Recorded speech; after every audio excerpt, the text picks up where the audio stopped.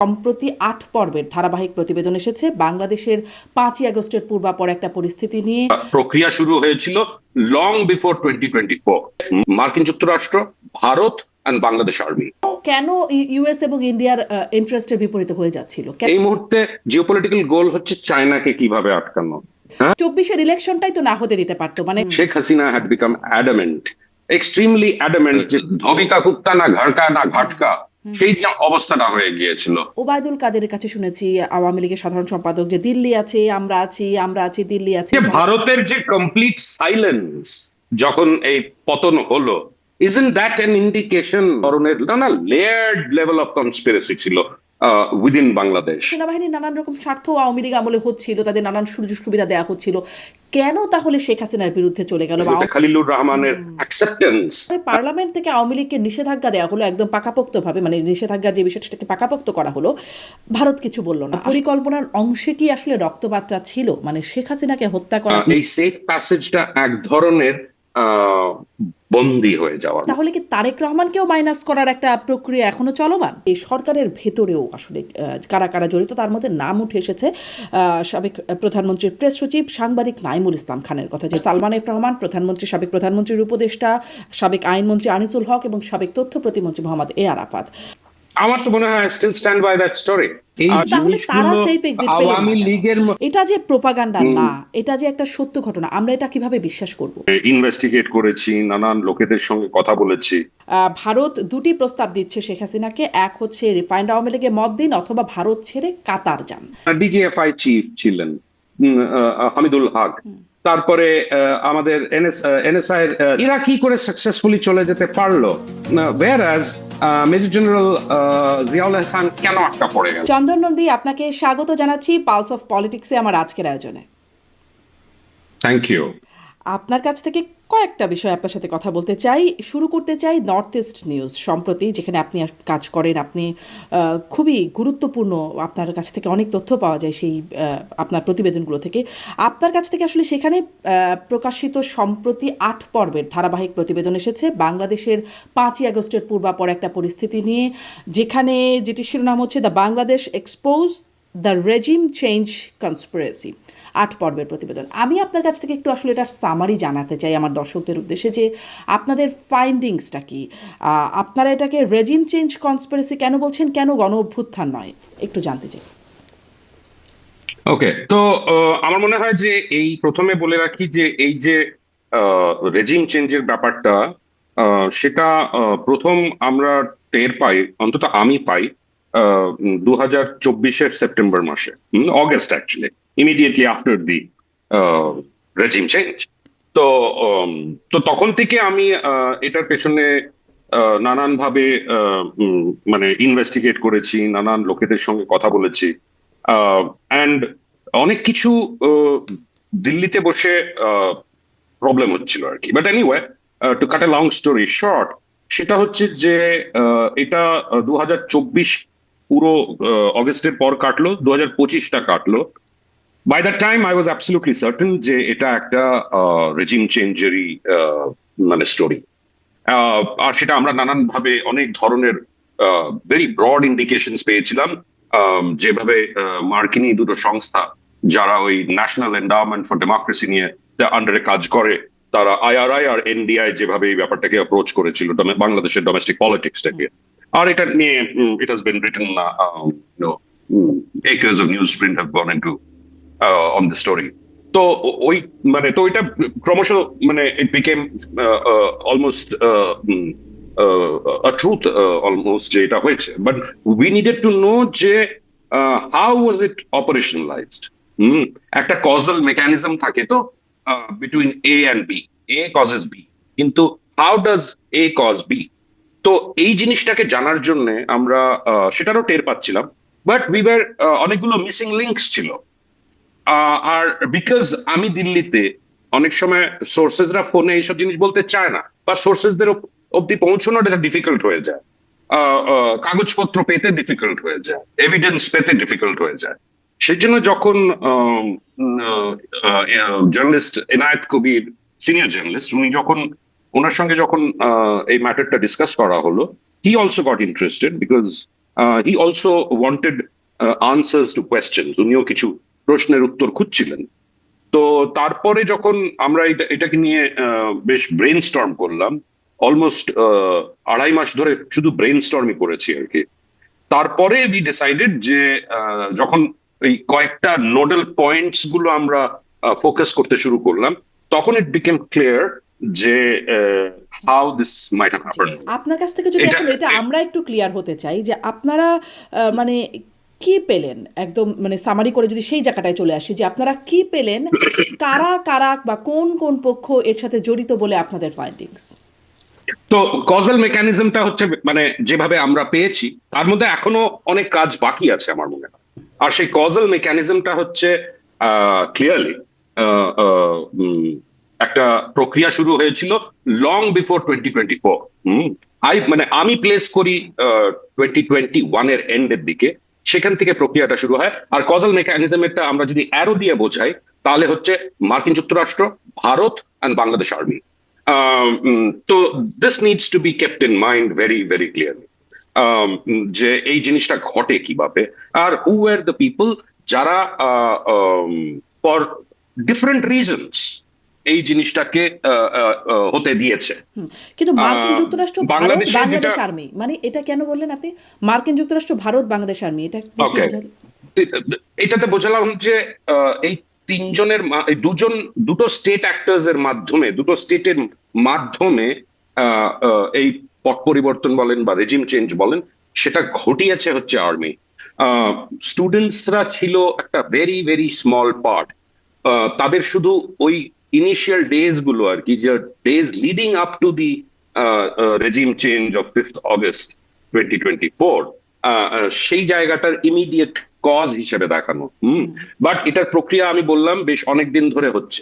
আমি personally I first goat the indication যখন আমি এটা নিয়ে লিখেছিলাম 2024-এ, যখন আমি একটা ডকুমেন্ট হাতে পেয়েছিলাম, সেটাতে দেখানো যেটা আমরা পেয়েছিলাম সেটা হচ্ছে যে গ্রামীণ গ্রুপের চেয়ারম্যানশিপ থেকে মোহাম্মদ ইউনুস কবে পদত্যাগ করলেন, সেই ডেটটা হচ্ছে 7th of March 2023।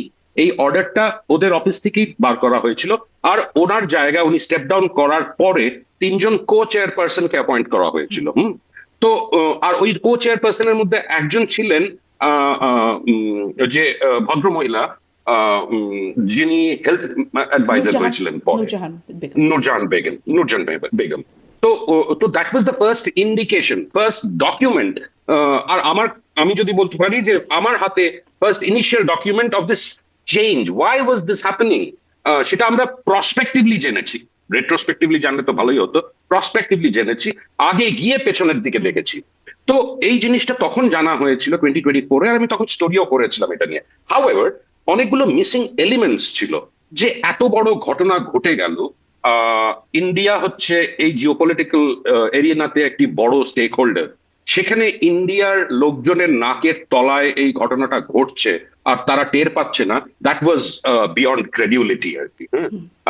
তো সেই জন্য আমরা সেটাকে চেষ্টা করলাম যে এই জায়গাটার উপরে ফোকাসটা কিভাবে করা যেতে পারে, যেটা আমরা বুঝলাম আর কি। আমি এখনো বলছি কিন্তু স্টোরির মধ্যে দের আর মানে অনেকগুলো নাটস এন্ড বোল্টস আছে যেগুলো আরো ভালোভাবে আমাদের জানতে হবে। বাট ব্রডলি স্পিকিং যেটা এস্টাবলিশ করা গেছে হলো যে এই কজাল মেকানিজমটার জন্যই কিন্তু আর্মি ওয়াজ অ্যাক্টিভেটেড। আমি সবসময় একটু মানে সাংবাদিকরা অনেক সময় ব্যাকা ভাবে, মানে আমরা ব্যাকা ভাবে ভাবি আর কি। তো সেটা আমরা দেখলাম যে ইন্ডিয়ার silence was very mysterious, specially 2023-এ যখন শেখ হাসিনার উপরে ট্রিমেন্ডাস চাপ আসতে শুরু করলো মার্কিন যুক্তরাষ্ট্রের স্টেট ডিপার্টমেন্ট থেকে। আমরা দেখতাম পিটার হাস, ডোনাল্ড লু, তারপরে অন্যান্য স্টেট ডিপার্টমেন্টের অফিসিয়ালসরা মার্কিন যুক্তরাষ্ট্র থেকে আসা যাওয়া করা, কি ধরনের চাপ ফেস করতে হয়েছিল। তখন ফরেন সেক্রেটারি ছিলেন মিস্টার মোমেন, মাসুদ বিন মোমেন ছিলেন ফরেন সেক্রেটারি ছিলেন, ওনাকে কিভাবে চাপগুলো ফেস করতে হয়েছিল। তো আর সেটা আমরা দেখলাম 2023-এ নভেম্বর মাসে একটা মিটিং হয়েছিল দিল্লিতে কল 2+2, যেখানে অ্যান্টনি ব্লিংকেন এসেছিলেন, আর মার্কিন যুক্তরাষ্ট্রের ডিফেন্স সেক্রেটারি এসেছিলেন, আর ভারতের তরফ থেকে ছিলেন হচ্ছে মিস্টার এস জয়শঙ্কর আর ডিফেন্স মিনিস্টার রাজনাথ সিং। আমার মনে হয় that was precisely the point where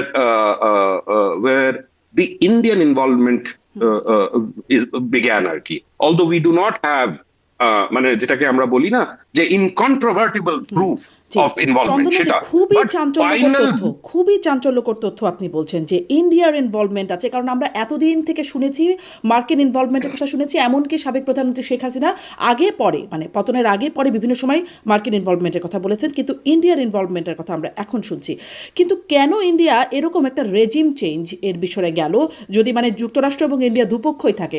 24-এর ইলেকশনটাই তো না হতে দিতে পারতো, মানে সেখানেই তো আমরা দেখেছি ইন্ডিয়া একরকমের সমর্থন দিয়ে বরং শেখ হাসিনাকে ক্ষমতায় আনার যে প্রক্রিয়াটা হয়েছে সেখানে ইন্ডিয়া সমর্থন দিয়েছে। হ্যাঁ, বাট ওখানে কিন্তু সবার মানে মার্কিন যুক্তরাষ্ট্র চাইছিল যে একটা ফ্রি অ্যান্ড ফেয়ার ইলেকশন হোক। হ্যাঁ। আমাদের সবার দর্শকদের সবার মনে আছে, থাকা উচিত যে ওটাকেই একটা বিরাট প্রেসার পয়েন্ট হিসেবে তৈরি করা হয়েছিল। তারপরে বিএনপি সেই ইলেকশনে পার্টিসিপেট করলো না, যোগ দিল না, and we know the marquee election আর তার একটা কোয়েশ্চেনেবল আউটকাম। তো আর তার সঙ্গে আমার মনে হয় ওই সময়টা না, মনে হয় কেন, that is precisely the reason why both the Americans and the Indians went on to one side. আর সেটা হলো দ্য চাইনা ফ্যাক্টর। আর ওই সময় আপনাদের মনে আছে নিশ্চয়ই শেখ হাসিনার একটা চায়না ভিজিট হয়েছিল, যে দ্যাট এন্ডেড ইন এ ফিয়াস্কো। ওনাকে একদিন আগে বেজিং থেকে ফেরত চলে আসতে হয়েছিল, বিকজ দ্য চাইনিজ যেই প্রেশারটা ওনার উপরে এসেছিল চায়নাতে, she could not withstand that pressure, and the Chinese found her to be unreliable at that point in time. তো যেটাকে আমরা বলি না যে মানে ধবিকা কুত্তা না ঘাটকা না ঘাটকা, সেই যে অবস্থাটা হয়ে গিয়েছিল। তো she found herself completely boxed in ওখানে। আর তারপরেই কিন্তু ভারতবর্ষে সফর হলো ওনার, আর তখনও উনি জানতেন না এটা হতে যাচ্ছে। হ্যাঁ, আর তার দিস ওয়াজ জুন, জুন 2024। আর ঠিক তার এক মাস পরেই কিন্তু the entire process at the domestic level began. আর সেই ডোমেস্টিক লেভেলে আমরা দেখলাম একটা একটা স্টুডেন্টস মুভমেন্ট হলো, বেসড অন দ্য কোটা রিজার্ভেশনের ওপরে আর কি। ওটা হলো মানে দ্যাট ওয়াজ জাস্ট এ ফাসাড আর কি। সেই ফাসাডটা না হলে আমার মনে হয় এই স্টুডেন্টস মুভমেন্টটা করানো যেত না। আর তার পেছনেই কিন্তু নানান ধরনের নানা লেয়ার্ড লেভেল অফ কনস্পিরেসি ছিল উইদিন বাংলাদেশ। মানে সুশীল সমাজ ছিল, এনজিও ছিল, স্টুডেন্টসরা তো ছিলই, তারপরে একাডেমিক্সরা ইনভলভ ছিল। সো উই নো দ্যাট এদের যে ইনভলভমেন্টটা সেটাই আমরা কিন্তু সামনাসামনি দেখলাম, বাট তার নিচে যে ফোর্সেস গুলো প্লে করলো আর কি, আর যেভাবে এনায়েত কবির যেভাবে ব্যাপারটাকে ডিটেইলড ভাবে এক্সপোজ করেছিলেন about how the army also goat involve. মানে ওনার বক্তব্য হচ্ছে সুনির্দিষ্টভাবে আর্মির ইনভলভমেন্ট আপনার কাছে জানতে চাই, কিন্তু আমার ওই প্রশ্নটা আরেকটু আমি বুঝতে আরেকটু চাই যে মানে ভারত এবং যুক্তরাষ্ট্র দুই পক্ষই যদি চাইতো 24-এর নির্বাচনটাকেই তো মানে তারা যদি সমর্থন না দিত, বাংলাদেশে তো নির্বাচনের যেখানে কোনো দলই মোটামুটি অংশগ্রহণ করছে না, বলা হচ্ছিল আমি দামি নির্বাচন, আওয়ামী লীগ এবং আওয়ামী লীগ আর জাতীয় পার্টির একটা মানে একটা দেখানো নির্বাচন হচ্ছিল, তখন তো মানে ভারত এবং যুক্তরাষ্ট্র যদি বিশেষত যদি ভারত সমর্থন না দিত তাহলে যুক্তরাষ্ট্র সমর্থন দিচ্ছিলই না, তাহলে তো নির্বাচনটাকে একরকমের ঠেকানো যেত বা অংশগ্রহণমূলক করবার একটা প্রক্রিয়া শুরু করা যেত, কিন্তু তখন সেটা না করে আমার মনে হয় যে মানে too much water had already flown. হ্যাঁ, আর ওখানে বিএনপি কোনোভাবে ইলেকশনে যাচ্ছে না, and she had become adamant, Sheikh Hasina had become adamant, extremely adamant যে সেটা উনি করিয়েই ছাড়বেন। আমার মনে হয় অনেক কিছু কিন্তু বিপরীতে ঘটতে শুরু করেছিল, যেটা ভারত হয়তো ভেবেছিল যে অ্যাভয়েড করা যেতে পারে। আমি কিন্তু বললাম যে নভেম্বর 2023-তে 2+2 মিটিং এর পরেই কিন্তু আমার মনে হয় একটা প্রশ্ন করা হয়েছিল ফরেন সেক্রেটারি তখন ছিল বিনয় কোয়াত্রা, ওনাকে বাংলাদেশের ইলেকশনের উপরে প্রশ্ন করা হয়, আর তখন উনি একটা ভেরি অড রেসপন্স দেন, যে সেটা হলো যে elections are an internal matter of Bangladesh. হ্যাঁ, আমাদের যে মানে ঠিক আছে ডিপ্লোম্যাটিক্যালি কেউ এটা বলবে না যে we have a stake in Bangladesh, but of course we have a stake in Bangladesh from a security perspective, from a geopolitical perspective. তো সেই জায়গাটা তখন যখন মানে she had crossed the Rubicon, so to say, as far as China is concerned. She had gone far too deep into that. আর আমার মনে হয় তখনই বোধহয় the urgency was there in order to accelerate the process of removing her. আর সেটাতে যেই রোলটা play করেছিল army, সেই এনায়েত ভাই এটা কিন্তু ওনার বক্তব্যে উনি অন্যান্য জায়গায় বলেছেন, আমার সঙ্গে ডিসকাশনের সময়ও কথা হয়েছে। আর সেটা হলো যে বাংলাদেশের মধ্যে যেই রোলটা আর্মি হিস্টোরিক্যালি প্লে করেছে, at very critical moments কিন্তু army has got deeply involved in politics, but this was something more. This was more than politics, because the army had taken part in almost a geopolitical decision যে যেই government setup is going to prove inimical to the interests of the US and also to the Indians, সেটার কিন্তু life আর বেশি দিন prolong করা যাচ্ছিল না আমার মনে হয়। and কিন্তু and কেন therefore কেন কেন ইউএস এবং ইন্ডিয়ার ইন্টারেস্টের বিপরীতে হয়ে যাচ্ছিল? কেন কেন মানে কি হচ্ছিল যেটা ইউএস এবং because ইন্ডিয়ার? because he had, মানে যেভাবে উনি টুয়ার্ডস চায়না ঘেঁষতে শুরু আচ্ছা, করেছিলেন, স্পষ্ট, জি। রাইট? তো that was the whole idea. সেটা কিন্তু আমরা এখন অব্দিও দেখে যাচ্ছি in some form or the other, in many ways. Mister Khalilur রহমানের অ্যাকসেপ্টেন্স অ্যাজ বাংলাদেশের ফরেন মিনিস্টার অন, মানে এই যে টেকনোক্র্যাট কোটাতে ওনার যে ট্রাভেল গুলো হচ্ছে, উনি যে দিল্লি এলেন, it is a continuation, it's almost an epilogue to the book, যদি আমরা সেভাবে বলতে চাই আর কি। Yeah. জি, তাহলে এইখানে একটু সামারি করি যে যেটি এতদিন পর্যন্ত মনে হয়েছে, বা তখন নির্বাচনের আগে আগেও, 24-এর নির্বাচনের আগে আগেও আমরা ওবায়দুল কাদেরের কাছে শুনেছি, আওয়ামী লীগের সাধারণ সম্পাদক, যে দিল্লি আছে, আমরা আছি, দিল্লি আছে, তলে তলে সব ঠিক হয়ে গেছে। আসলে তলে তলে সব ঠিক হচ্ছিল না তাদের জন্য, বরং ভারতকে দেখা যাচ্ছিল সমর্থন বা ব্যাক করছে, যেটা আসলে মনে হচ্ছিল আসলে ভারত ঠিক সেই ভূমিকায় ছিল না। ভারত বরং যুক্তরাষ্ট্রের সাথে একটা এই রেজিম চেঞ্জ অপারেশনের একটা পরিকল্পনা ভেতরে এই যে ভারতের যে কমপ্লিট সাইলেন্স যখন এই পতন হলো, isn't that an indication যে সামথিং ইজ ভেরি ভেরি আমিস? এত বড় ঘটনা ঘটে গেল বাংলাদেশের ওপরে, এত মানে একটা ডেমোক্রেটিক, একটা মোটামুটি ডেমোক্রেটিক জায়গাতে যে এসছিল, ঠিক আছে, অনেক ভুল করেছে Awami League as a party, 2014 থেকে আমরা দেখে আসছি সেটা। তো বাট পলিটিক্যাল, জিওপলিটিক্যাল বা ইন্ডিয়ান ইন্টারেস্টটা সার্ভ করছিল হয়তো, but it was not serving the American interest. তো তো সেখানে ইন্ডিয়াকে অ্যাজ এ ইন্ডিয়াকে যদি সঙ্গে না নিত, তাহলে কিন্তু এই জিনিসটা হওয়া মুশকিল ছিল। We maintained what was called a strategic silence. একদম স্পষ্ট, আপনাদের ফাইন্ডিংসটা মোটামুটি স্পষ্ট। এবারে যদি আসি একটু সেনাবাহিনী, আপনি বলছেন তারা কিভাবে ইনভলভ হলো, এবং আমি ওই মানে প্রতিবেদনটা মনে হয় এভাবে বুঝতে পারছিলাম এনায়েত কবিরের প্রতিবেদনটা থেকে, যে আসলে তিন বাহিনীরই একটা বা এক ধরনের সংশ্লিষ্টতার জায়গা আছে। কিভাবে হলো আসলে সেনাবাহিনী বা তিন বাহিনীর সংশ্লিষ্টতা, কি করলো তারা, কখন থেকে সংশ্লিষ্ট হলো? আমার মনে হয় যে এই ডিসিশনটা কিন্তু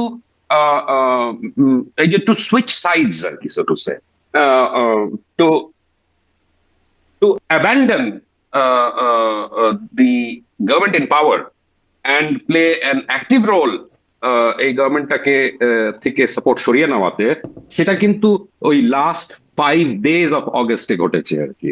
তো যেভাবে যেভাবে যেভাবে এনায়েত ভাই এই জিনিসটার বর্ণনা দিয়েছেন আর কি, যে কারা কারা ইনভলভ ছিল, কোন কোন অফিসার্স ইনভলভ ছিল এই প্রেশারটাকে ইনক্রিজ করানোর জন্য, আর exactly what happened on the 4th of August। Last মোমেন্টে গিয়ে 4th of August late in the night উনি ডিসক্রাইব করে বলেছেন যে টেলিকনের মাধ্যমে কিন্তু অনেকগুলো টপ জেনারেলসরা এই ডিসিশনটা নিয়ে ফেলেছিল।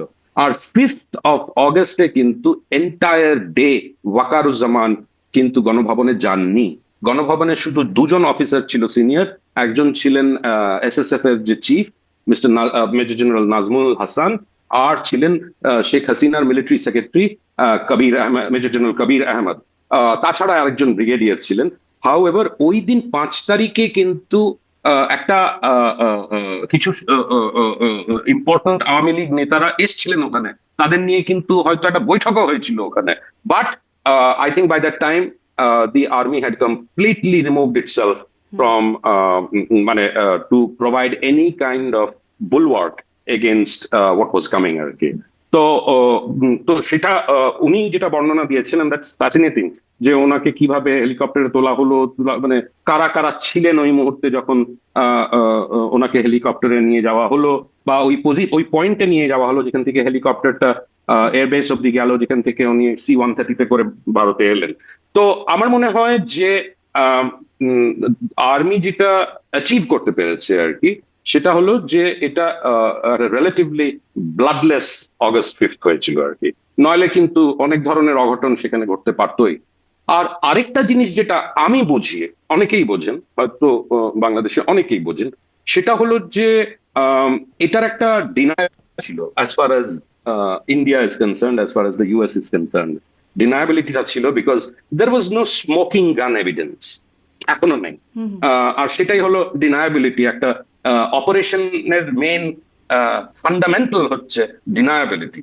তো সেই ডিনায়াবিলিটিটা তো আমরা রিড করতে পারছি, আমরা হয়তো দেখতে পারছি না, but we are being able to read those science, we are able to C the smoke coming out of the gun, কিন্তু আমরা দেখিনি যে বুলেটটা ফায়ার করা হলো, রাইট? সো টু সে। তো তো সেই যে দুজন সামরিক কর্মকর্তা, দুজনেই major general, Kabir Ahmed and major general Nazmul Hasan, ওনাদের কি রোল ছিল এই মুহূর্তে? ওনারা হেলিকপ্টারে করে এয়ারফিল্ডে গেলেন, এয়ারফিল্ড থেকে কি ওনারা ওই যে C-130 এয়ারক্রাফটেও কি ওনারা ইন্ডিয়া এসেছিলেন, আবার বাংলাদেশে ফেরত গেলেন? আই থিঙ্ক এই জিনিসগুলো অনেক কিছু বোঝায়, অনেক কিছু বলে, যে সেফ প্যাসেজ দেওয়া হলো, বাট নাও এই সেফ প্যাসেজটা এক ধরনের বন্দি হয়ে যাওয়ার মতন also, because her hands are tied. She is with a bunch of other Awami League leaders, many of যাদের বিরুদ্ধে অনেক ধরনের allegations আছে, right? So this is not the Awami League that she can marshal together and go back to Bangladesh. আচ্ছা, তো আপনি বলছিলেন যে এই এটা যে হলো আটকা পড়ে যাওয়ার হ্যাঁ, মতন। আপনি এই যে আটকা পড়ে গেল, কিন্তু আপনি বলছিলেন যে 5ই আগস্টে তাকে যে ভারতে একটা সেফলি তাকে নিয়ে যাওয়া হলো, এর মাধ্যমে একটা মানে রক্তপাত অনেকখানি বন্ধ করা গেল। ভারত এবং আমেরিকার পরিকল্পনার অংশে কি আসলে রক্তপাতটা ছিল, মানে শেখ হাসিনাকে হত্যা করা?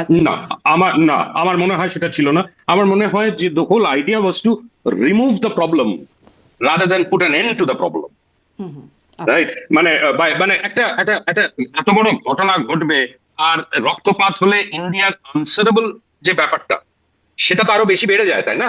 যে how could India even allow the bloodshed, সেটা তো সেটা that too of head of government আর কি। হ্যাঁ, তো আই থিঙ্ক এই জন্যই কিন্তু এটাকে অ্যাভয়েড করাটা জরুরি ছিল।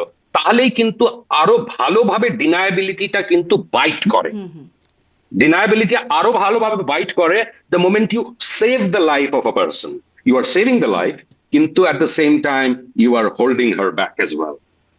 জি। তো এটার মানে কি? এটার মানে যেটা আমরা বুঝি, মানে অনেকেই বোঝে, সেটা হলো -2 এর -1 হয়ে গেল আর কি।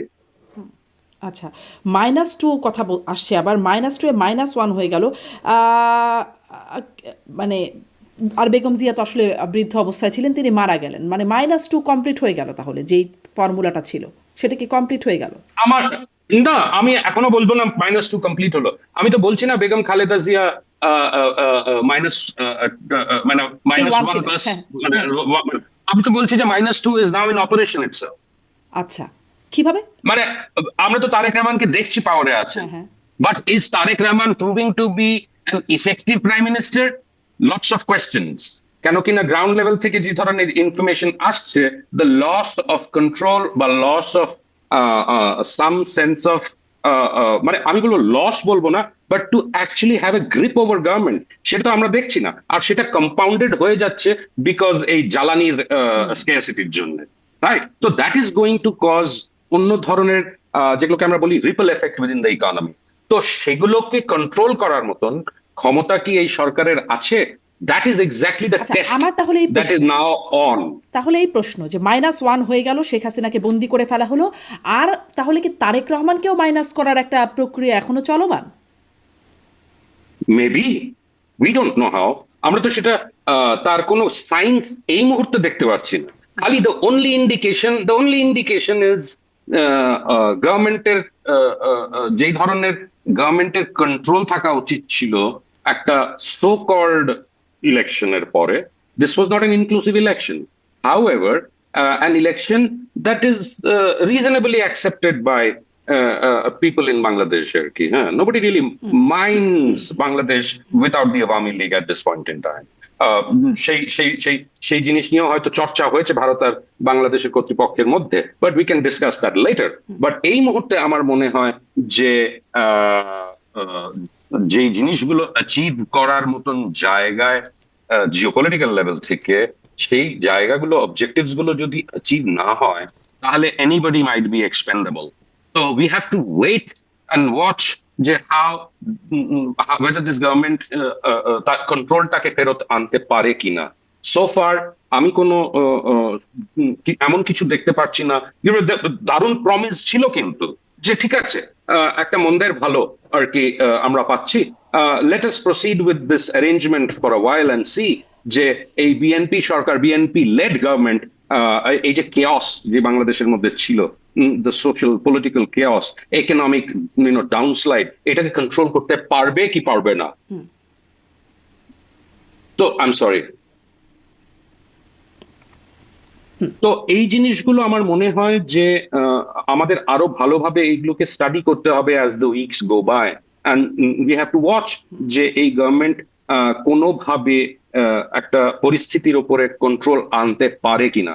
বাংলাদেশের মধ্যে কিন্তু এখন আচ্ছা, যেটা এই আমি যে কন্ট্রোল আনতে কথা না বলে পারাটা, বুঝছি, জনাব চন্দ্র নন্দী, কন্ট্রোল আনতে না পারাটাকে আপনি এই সরকারের অদক্ষতা বা ব্যর্থতা হিসেবে দেখছেন, নাকি আসলে কন্ট্রোলটা অন্য কোথাও, সেখানেও কোনো জিওপলিটিক্স কাজ করছে? কুড বি আমার ওই জন্য সেটা বললাম, উই হ্যাভ টু আমাদের সেই সায়েন্স গুলোর জন্য ওয়েট করতে হবে, সো সো দ্যাট আমরা তারপরেই কিন্তু ডিপ আচ্ছা, ডাইভটা আচ্ছা, করতে পারবো। স্পষ্ট, মানে আরেকটু প্রমাণ আসবে, তাহলে বোঝা যাবে যে আসলে সেই -2 এখনো চলছে কিনা, প্রক্রিয়াধীন আছে কিনা। আপনার কাছে তাহলে একটু আসি যে সেনাবাহিনীর ভূমিকার কথা। প্রশ্নটা এখানে যে ধরেন সেনাপ্রধান, তিনি একদম শেখ হাসিনার আত্মীয়তার সম্পর্ক আছে, তিনি তার সময়ই সেনাপ্রধান হিসেবে নিযুক্ত হয়েছেন, বা শীর্ষ জেনারেলরা যারা আছেন তারাও আসলে আওয়ামী লীগের আমলেই তারা প্রমোটেড হয়েছেন। তো তারা সেনাবাহিনীর নানান রকম স্বার্থ আওয়ামী লীগ আমলে হচ্ছিল, তাদের নানান সুযোগ সুবিধা দেওয়া হচ্ছিল, কেন তাহলে শেখ হাসিনার বিরুদ্ধে চলে গেল বা আওয়ামী লীগ সরকার পতনের মানে তারা অ্যাক্টিভ রোল প্লে করলো? আমার মনে হয় যে এখানে আমাদের শুধু লোকাল মানে এই রিজিওনাল জিও পলিটিক্স দিয়ে গিয়ে আমাদের একটু বাইরের দিকে যেতে হবে। আমাদের দেখতে হবে যে মার্কিন যুক্তরাষ্ট্রের রোল কি ছিল। শুধু কি একটা কভার্ট অপারেশনের মাধ্যমে রেজিম চেঞ্জ হয়েছে? না, সেগুলোর অন্যান্য এলিমেন্টও ছিল। আমরা জানি যে যে ধরনের কনকক্টেড রিপোর্টস তৈরি করা হয়েছিল ইউনাইটেড নেশনসে, যেটা ভলকার তুর্কের যে ডিপার্টমেন্ট ছিল তাদের মাধ্যমে যেটা করানো হয়েছিল, আর সেই প্রেশারটা কিন্তু বিল্ড করা হয়েছিল আর্মির ওপরে। পিস কিপিং রোল একটা বড় ফ্যাক্টর ছিল, রাইট, একটা পিস ওটা ছিল। তারপরে তার ফিউচার কি রোলস থাকতে পারে আমরা জানি, the proof of the pie in the eating it. এখন আমরা দেখতে পাচ্ছি যে বাংলাদেশের সেনাদের অন্য একটা পয়েন্ট ইয়েতে মানে কনফ্লিক্ট জোনে পাঠাতে পারে আর কি। তো এই ধরনের আন্ডারস্ট্যান্ডিং গুলো নিশ্চয়ই পরে ওয়ার্কআউট হয়ে থাকতে পারে যে we are going to continue with doing this if you do this. তো মানে you scratch my back, I scratch yours.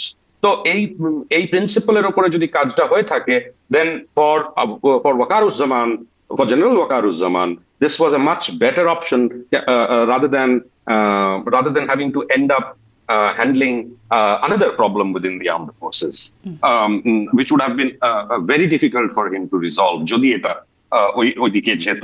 তো তো আমার মনে হয় that was the prime mover, আর কনভিন্স করার জন্য there might have been other players আর কি, যে you have to do this because this is no longer a popular government anymore, and geopolitical objectives গুলো মিট করতে পারছে না, so don't come in the way, rather fall in line. আচ্ছা, তো যেই স্বার্থে আসলে শেখ হাসিনাকে সরিয়ে দেওয়ার এই রেজিম চেঞ্জ অপারেশন করলো যুক্তরাষ্ট্র এবং ভারতও, সেই স্বার্থটা কি তাদের এখন সিদ্ধি হলো? তারা কি তাদের স্বার্থটা এই সিদ্ধি করতে পারছে? জি, that is exactly what we have to wait and watch. সেজন্য আমি একটু আগে বললাম যে জিওপলিটিক্যাল গোলস গুলো কি। এই মুহূর্তে জিওপলিটিক্যাল গোল হচ্ছে চায়নাকে কিভাবে আটকানো। হ্যাঁ, চায়না কিন্তু একটা খুব মোটামুটি ভাবে একটা ইলেকশন কিন্তু মিয়ানমারে দাঁড় করিয়েছে। যে মিলিটারি হুন্টার, যে মিলিটারি বস ছিলেন, হ্যাঁ, উনি কিন্তু এখন প্রেসিডেন্ট হয়েছেন মিয়ানমারের, right.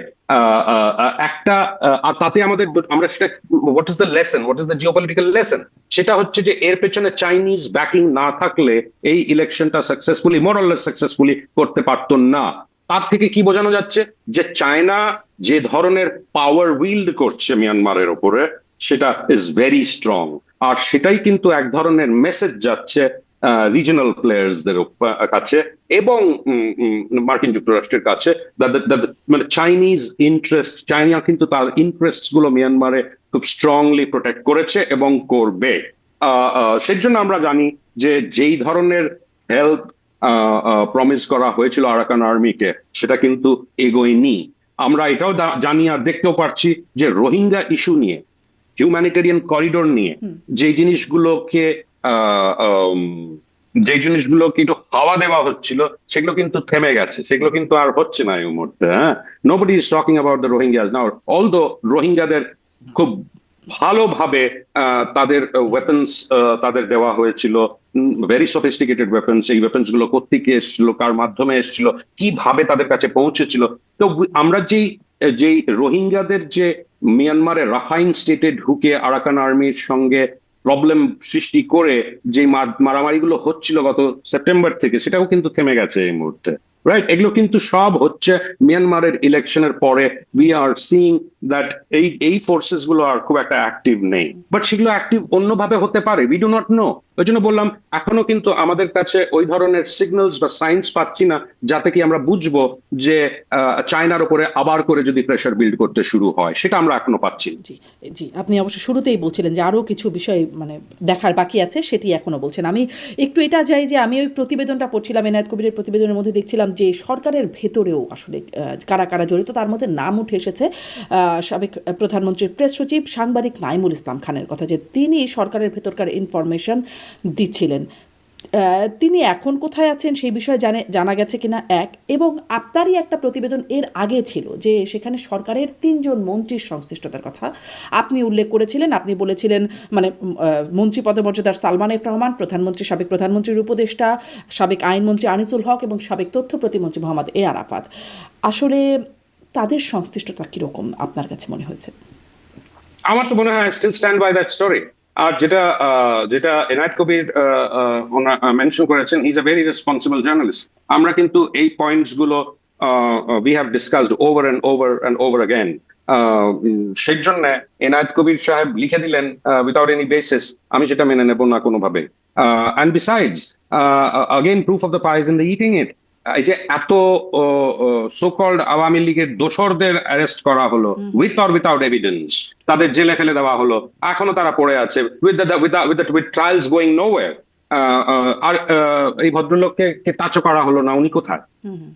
Where is it? Right, এদের তো অনেকজনকে তো they were hunted down also, তাদের তো ধরা হলো। তারপরে সালমান রহমান কে আর আনিসুল হককে কিভাবে ধরা হলো সেগুলো তো লোকজন জানে, যে entire thing was a drama that was set up there at that time. ওই যে জলের মধ্যে করে নৌকা করে পালাবার চেষ্টা করছিল। রাইট রাইট, তো এগুলো তো হয়েছে।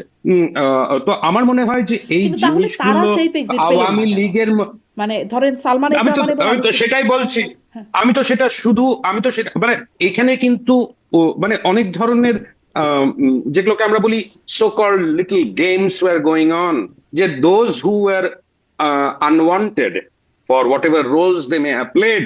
সেই জন্য যেমনি আমি আরেকটা অ্যানালজি দিতে পারি, যে 3 জন সেনা অফিসার, 3 জনই মেজর জেনারেল, তারা সাকসেসফুলি পালিয়ে গেল কি করে বাংলাদেশ থেকে, whereas major general Ziaul Hasan আটকা পড়ে গেল কেন? Right, that's a big mystery for me. আর এই যে 3 জন মেজর জেনারেল, তার আমরা ডিজিএফআই চিফ ছিলেন হামিদুল হক, তারপরে আমাদের এনএসআই এর চিফ ছিলেন অন্তত এপ্রিল মাস অব্দি মেজর জেনারেল টিএম জুবায়ের, আর তারপরে মিলিটারি সেক্রেটারি মেজর জেনারেল কবির আহমেদ। এরা কি করে সাকসেসফুলি চলে যেতে পারলো, whereas major general Ziaul Hasan কেন আটকা পড়ে গেলেন? And why is it that the army top brass did not make any attempt to help them get away? তো জিয়াউল হাসান অত্যন্ত একটা সেন্সিটিভ পজিশনে ছিলেন, যেখানে ওনার কাছে he may have been privy to some of these conversations, to some of the conspiracy that might have happened. সেই জন্যই কি ওনাকে আটকানো জায়েজ ভেবেছে আর্মি টপ ব্রাস, আর সেই জন্য কি উনি এখন he is in judicial custody. তো আমার মনে হয় যে ট্রায়ালটা যখন হবে, তো এগুলো হচ্ছে অ্যানালজিস। আর শুধু যে তিনজন পলিটিক্যাল লিডার্সদের কথা বলেছি তা না, this circle could be bigger. আমাদের ফোকাসটা হয়তো আমরা সেভাবে এখনো করতে পারছি না, কিন্তু যদি এটা ভালো করে আরো ডেপথে গিয়ে এই জিনিসটাকে ইনভেস্টিগেট করা যায়, we may come across other fifth columnists around Sheikh Hasina. আমি জানি না Sheikh Hasina herself is aware of all this or not. For her এই প্রবলেমটা, তাকে দলকে সংগঠিত করতে হবে, তাকে দলকে একটা সার্টেন ডাইরেকশন দিতে হবে, দল ব্যান্ড। তো তার মধ্যে ওনার মানে কটা দিক ভাববেন সেটা হলো একটা, মানে she doesn't want to open to many fronts at this point in time, যেটা আমার যেমন হচ্ছে আর কি। জি। তো সো তো এই জিনিসগুলো কিন্তু আরো ডিপলি আওয়ামী লীগের মধ্যে স্টাডি করতে হবে, এবং বাইরে যারা এগুলো নিয়ে ডিল করেন তাদেরও স্টাডি জি করতে হবে এখন যে এখন তিনি how much damage was cause to the Awami League. জি এখন তিনি নিজে জানেন কিনা, আপনি বলছেন যে শেখ হাসিনা জানেন কিনা, শেখ হাসিনাকে ভারত এখন কি জানাচ্ছে বা ভারত এখন কি বলছে সেটি একটু আপনার কাছে জানতে চাই। সেই বিষয়ে আপনার কাছে তথ্য আছে কিনা? কারণ আমরা জেনেছিলাম যে শেখ হাসিনা যখন 5ই আগস্টের পর ভারতে গিয়ে পৌঁছালেন, তখন তার নিরাপত্তা উপদেষ্টা, মানে ভারতের নিরাপত্তা উপদেষ্টা অজিত দোভাল তার সাথে সাক্ষাৎ করেছিলেন। পরবর্তীতেও নাকি কয়েকবার তার সাথে দেখা হয়েছে বলে আমরা শুনতে পেয়েছি। আসলে ভারত কি বার্তা দিচ্ছে শেখ হাসিনাকে এখন? এবং সাথে আরেকটা জিনিস যোগ করে দিই, সম্প্রতি আমাদের বাংলাদেশি গণমাধ্যম মানবজমিনে একটি খবর এসেছে যে ভারত দুটি প্রস্তাব দিচ্ছে শেখ হাসিনাকে। এক হচ্ছে রিফাইন্ড আওয়ামী লীগে মত দিন, অথবা ভারত ছেড়ে কাতার যান। এই প্রসঙ্গেও একটু জানতে চাই আপনার কাছে। দেখুন, আমি এগুলো আই এম অ্যাওয়্যার অফ এই রিপোর্টস গুলো, বাট আমার পার্সোনালি কিন্তু I have never felt the urge to go and investigate this. কেন কিনা আমি ডাইরেক্টলি এমন কারোর সঙ্গে কথা বলতে পারিনি যে আমাকে বলবে যে এই ধরনের অপশনস দেওয়া হয়েছে কাতারে যাওয়ার, আর বা এখানে গিয়ে রিফর্মড আওয়ামী লীগের। একটা স্লাইট ফ্লিকার অফ অ্যাক্টিভিটি দেখেছিলাম যখন শিরিন শারমিন চৌধুরীকে অনেক বছর, মানে অনেকগুলো মাসের পর আর কি, উনি সারফেস করলেন। উনি তো আমরা সবাই জানতাম ক্যান্টনমেন্টেই ছিলেন, তারপরে হঠাৎ ধানমন্ডিতে উনি সারফেস করলেন। আর যেটা আমি তারপরে খোঁজ নিয়ে দেখলাম সেটা হলো যে whether Shirin Sharmin is an acceptable alternative among other Awami League leaders. আর যেই এটা ফিডব্যাকটা আমি বুঝতে পারছিলাম absolutely not. She doesn't have the capability to lead the party in the absence of Sheikh Sabir Hasina. Hossain Chowdhury তাকেও কিন্তু একইভাবে আমার মনে গ্রেপ্তার করে ছেড়ে দেওয়া হলো জামিনে। হ্যাঁ, রাইট, কিন্তু সেখানে তো তখন তো দি আমেরিকানস ওয়ার স্টিল দেয়ার, মানে he is close to the Americans. তো আমার মনে হয় সেটা এক ধরনের ডেটারেন্ট হয়ে গিয়েছিল হয়তো ইন আ ওয়ে, যে এই লোকটাকে বেশি ঘাটালো চলবে না আর কি। হ্যাঁ, তো আমার মনে হয় যে এই কাতারে যাওয়ার ব্যাপারটা বা রিফর্মড আওয়ামী লীগের ব্যাপারটা, শেখ হাসিনা হয়তো নিজেও, যদি এটা সত্যি হয়ে থাকে, if there is any grain of truth to this Manab Zamin report, তাহলে আমার মনে হয় যে she would have turn this down. Maybe অন্য কোনো destination, yes, I don't know, but certainly not Qatar, and certainly not a reformed Awami League যেখানে she will not be able to call the shots. এখন যেই নেতা আসুক, সবাই কিন্তু ওই যে বললাম, the only way they see a future for themselves and the party is is when it is led by Sheikh Hasina, not by us another person. তাহলে কিন্তু এই পার্টিটা যে force to be reckon with হয়ে এত বছর ছিল, সেটা হয়তো সেই জায়গায় আর যেতে পারবে না যদি এই জিনিসটা ঘটে, মানে শেখ হাসিনাকে বাদ দিয়ে যদি পার্টি লিডারশিপটাকে দেখা হয়। আচ্ছা, এখন ভারত কি চাইছে? মানে ভারত দেখেছি 5ই আগস্টের পরে বরাবর ইনক্লুসিভ নির্বাচনের কথা বলেছে, কিন্তু যখন আবার জয়শঙ্কর বাংলাদেশে আসলেন, তারেক রহমানের সাথে দেখা করলেন, তখন থেকে আসলে ইনক্লুসিভ নির্বাচন শব্দটা উধাও হয়ে গেল। তারা সুষ্ঠু ফেয়ার নির্বাচনের কথা বলে আসলো, এবং ইনক্লুসিভ নির্বাচন হলো না, তাতেও ভারত কোনো বক্তব্য রাখলো না। তারপরে পার্লামেন্ট থেকে আওয়ামী লীগকে নিষেধাজ্ঞা দেওয়া হলো একদম পাকাপোক্তভাবে, মানে নিষেধাজ্ঞার যে বিষয়টা সেটাকে পাকাপোক্ত করা হলো, ভারত কিছু বললো না। আসলে ভারতের এখনকার অবস্থান কি? তারা কি আসলে আওয়ামী লীগের মিত্র নাকি শত্রু? আমি সেটা মিত্র শত্রুর মধ্যে যাব না। আমার যেটা মনে হচ্ছে যে আওয়ামী লীগের মধ্যে, সরি, বাংলাদেশের মধ্যেও এমন কিছু পলিটিক্যাল ফোর্সেস আছে, including the BNP, who do not want the Awami League at this point in time.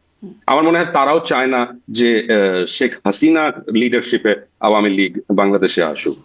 মানে এটার একটা কারণ আছে, Awami League still retains a lot of support on the ground, সেটা হয়তো এই পলিটিক্যাল আউটফিটস গুলো জানে, আর সেটা ইকুয়েশন চেঞ্জ করে দিতে পারে।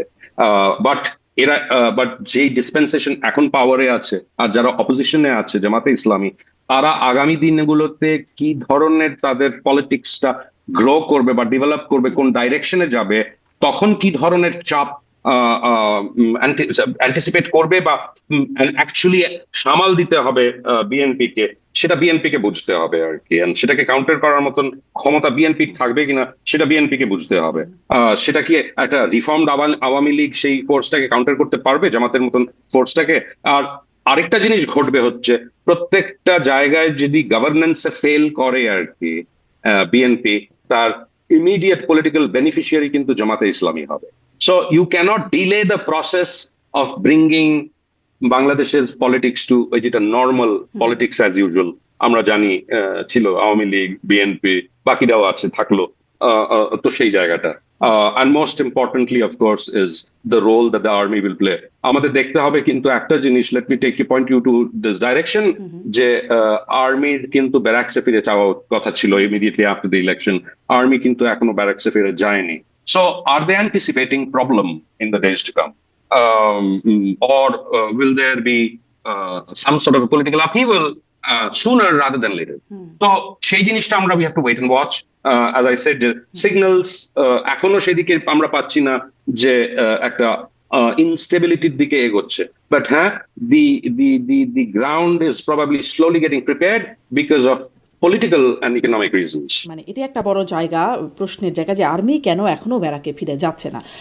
নিশ্চয়ই এটা একটা বড় কোশ্চেন। আমি শেষ প্রশ্নে আপনার কাছে আসি, যে আর একটা মানে প্রতিবেদনের এই জায়গাটাও দেখলাম যে বাংলাদেশ নৌবাহিনী প্রধান অ্যাডমিরাল নাজমুল হাসানের দুর্নীতির নথি দুদকের কাছ থেকে মানে নর্থ ইস্ট নিউজ পেয়েছে। এটা একটু আপনার কাছে জানতে চাই, এটা কি দুদক স্বপ্রণোদিত হয়ে মানে এই তদন্তটা করলো, নাকি দুদকে কেউ এই অভিযোগ দিল তার প্রেক্ষিতে করলো? এরকম সেনা প্রধানের মানে আর নৌ প্রধানের এটা বিরুদ্ধে দুদকে এটা এক ধরনের রিটেন কমপ্লেন্ট কেই দেখেছে আর কি, পেয়েই করেছে, গিয়েছে। আপনি দেখুন, শুধু যে নৌপ্রধান তা না, ইভেন দি চিটাগং পোর্ট অথরিটির যে chairman rear admiral S N Moniruzzaman, তার এগেনস্টে স্ট্রং অ্যালিগেশনস আছে। মানে আর স্পেসিফিক তিনটে জায়গায় আছে, একটা হচ্ছে চিটাগং পোর্ট অথরিটির মধ্যে, আরেকটা হচ্ছে বাংলাদেশ শিপিং কর্পোরেশনে, আর থার্ড হচ্ছে মংলা পোর্টে। এই তিনটে জায়গায় স্পেসিফিক দুর্নীতির কমপ্লেন্ট আছে, অ্যালিগেশনস আছে। সেগুলোকে কিন্তু ইনভেস্টিগেট করার মধ্যে দিয়েই কিন্তু এই নামগুলো এসছে আর এই লিঙ্কেজেস গুলো এসছে। I am not sure ACC সেই মানি ট্রেল গুলোকে ফুল প্রুফ ভাবে ইনভেস্টিগেট করতে পেরেছে কিনা, বা যতটুকু তথ্য, যতটুকু ইনফরমেশন আমি অ্যাক্সেস করতে পেরেছি, তার থেকে বোঝা যাচ্ছে সেগুলো ওই ডিটেলস গুলো হয়তো ওরা প্রেজেন্ট করেনি ওই রিপোর্টস গুলোতে, বাট সার্টেনলি ওই অ্যালিগেশনস গুলো ফিচার করেছে ওই পার্টিকুলার রিপোর্টস গুলোতে। আমি তিনটেতে দেখেছিলাম। হ্যাঁ হ্যাঁ, কিন্তু সাধারণভাবে আমাদের দেশের যে বাস্তবতা, এরকম একজন পোর্টফোলিওর একজন ব্যক্তি নৌ প্রধান, তার বিষয়ে দুদক মানে রানিং নৌ প্রধান, তার বিষয়ে দুদক ইনভেস্টিগেশন করবে, এটি একটা খুব স্বাভাবিক ঘটনা না। মানে কোথাও থেকে গ্রিন সিগন্যাল বা কোথাও থেকে একটা নির্দেশনা আসলে তবেই এরকমটা সম্ভব। এরকমও কি হতে পারে সামনে সেনাপ্রধান বা বিমান বাহিনী প্রধান, তাদের বিরুদ্ধেও এরকম অভিযোগ আনা হতে পারে বা তদন্ত চলতে পারে? তার উপরে কারা ক্ষুব্ধ নৌ প্রধানের উপরে? আমার তো মনে হয় যে ক্ষুব্ধ হওয়ার তো কোনো কারণ দেখছি না, যদি নাকি এটা ওদের মধ্যে থেকেই কিছু করিয়ে হওয়া হয়। বিকজ ওনার কিন্তু টার্ম শেষ হয়ে যাচ্ছে জুলাই 2026-এ অ্যাডমিরাল হাসানের, তো নাজমুল হাসানের। আর এই জিনিসগুলো কিন্তু, এই কমপ্লেন্টস গুলো কিন্তু এসিসির কাছে 2000 প্রায় 23, 24, 25 ওই মানে এই পিরিয়ডটার মধ্যেই কিন্তু মানে ঘোরপাক খাচ্ছিল আর কি। হ্যাঁ, আর এই যে রিপোর্টস গুলো যেটা আমি দেখেছি আর কি, লেটেস্ট যে রিপোর্টটা দেখেছিলাম সেটা হচ্ছে as recent as 11th of January 2026। তাহলে এগুলো যে এই সময় হচ্ছে, আর এগুলো আমরা যেগুলো বুঝছি, আর এটা আমি একা করিনি, এগুলো কিন্তু অন্যান্য বাংলাদেশের কাগজরাও টুকটাক এই স্টোরিগুলোকে করেছে উইথাউট নেমিং নেমস আর কি সেভাবে। বাট এই কারাপশন যে আছে, সেই কারাপশনের ফোকাস গুলো কিন্তু বাংলাদেশেরও দুই একটা কাগজ এটা নিয়ে ফোকাস করেছে। এরা এখন বাট এটা নৌবাহিনীর যে প্রধান আর কি, তার অবধি পৌঁছেছে তার কালপেবিলিটিটা কতটা, তার ইনভলভমেন্ট কতটা। এই যে বলা হচ্ছে যে একটা সুপার মার্কেটে নাকি কেনা হয়েছে কাতারে, সেটার সঙ্গে তার কি সম্পর্ক, তারপরে ক্রেন কেনার ব্যাপার নিয়ে যে দুর্নীতি, অ্যালিজড দুর্নীতি যেটা ঘটেছে, সেটার করাপশন কাকে বলে? করাপশন বলে হচ্ছে যে when you get part of, when you মানে you gain from a questionable deal, সেটাকে করাপশন তো বলে। তো তো সেটা কি সলিডলি এসিসি প্রুভ করতে পারবে? এসিসি কি আদৌ সেই দিকে এগোচ্ছে to actually investigate and prosecute an officer of the rank of the navy chief? এই জিনিসগুলো remains to be seen as we get closer to his date of retirement. জি, আমি একদমই শেষ করব। একটা শেষ প্রশ্ন শুধু এটা বলি যে দুদকের কাছ থেকে যেমন একটা নথির বিষয় জানতে পারছি যে সেখান থেকে একটা ফাঁস হওয়া নথির মাধ্যমে আপনারা তথ্য পেয়েছেন এবং সংবাদ মানে প্রতিবেদনটা করেছেন এই দুর্নীতির খবর প্রকাশের ক্ষেত্রে। বাকিগুলো অনেক ক্ষেত্রেই বলা হচ্ছে ফাঁস হওয়া নথি, মানে কোন নথির ভিত্তিতে আপনাদের মানে এই যে রেজিম চেঞ্জের বিষয়ে যেই প্রতিবেদনটা করছেন, এখানে আপনাদের সোর্স বা নথিটা কি? সোর্স হয়তো আপনারা পুরোপুরি ডিসক্লোজ করবেন না, কিন্তু ফাঁস হওয়া নথির কথা বলছেন, কোন নথির কথা বলা হচ্ছে বা কোন কোন? সেটা কিন্তু মানে funnily enough, I am also not privy, only the writer is privy. And আমার মনে হয় সেটা থাকাই বেটার।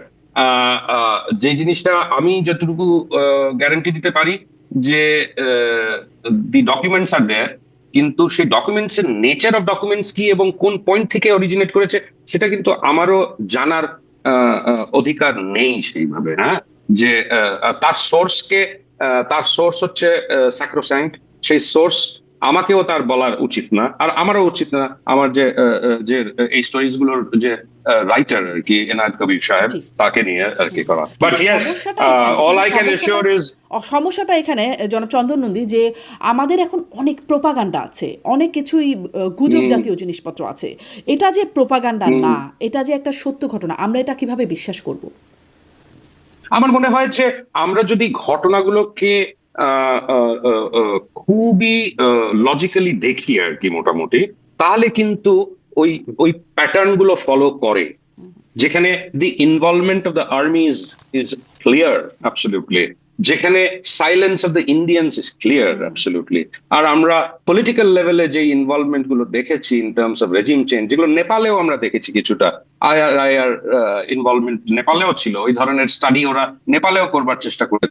সেই জিনিসগুলো আমরা যদি দেখি, we have reasonable doubts, we have reasonable ground to doubt যে এদের ইনভলভমেন্ট আছে। অনেক সেটা বললাম, more needs to be done, আরো বেশি খাটাখাটনির ব্যাপার ইনভলভ আছে এর সঙ্গে। নিশ্চয়ই সেই খাটাখাটনি শেষেও নিশ্চয়ই আপনার সাথে আবারও কথা বলবার সুযোগ হবে। অনেক ধন্যবাদ চন্দন নন্দী, আপনার আজকের অ্যানালাইসিসগুলো সেই গ্রাউন্ডগুলোকেই ইঙ্গিত করছিল। ধন্যবাদ যুক্ত হয়ে সময় দেওয়ার জন্য।